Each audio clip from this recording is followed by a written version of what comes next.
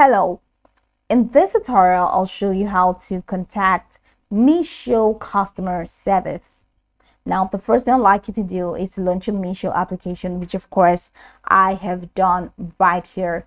Now, the next thing is, where exactly can you download Meesho application from? You can get it from Google Play Store, or you can get it on Apple Store, depending on the device that you use.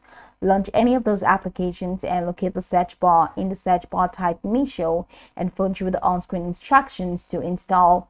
Now, after installing, it's going to take you right into the sign up page. We're going to be asked to either create a new account or to log in using an existing account. Now, whichever one you choose, once you sign in successfully, it's going to take you right into this fantastic homepage where you can now explore a lot of features to have an exciting time on Meesho.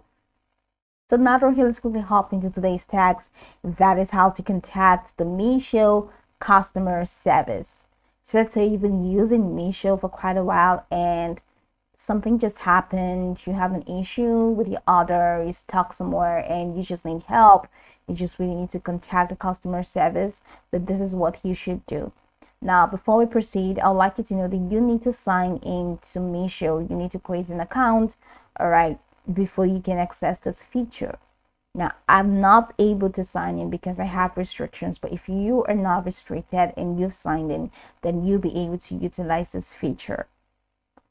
So from this homepage, head over to the bottom corner. You have home categories, my others, and help. Go ahead and click on help, and that takes you right into this window. Now it says you're not signed in. Now, once you're signed in from this window, you're going to see the Meesho contact details. Now, go ahead and use any of the contact details displayed, and you'll be able to get in touch with Meesho. Or you can even check any of their helpful resource materials available. So browse all help topics. So these are all the help topics. You can use any of this, and they'll definitely get to you and fix whatever issue that you have.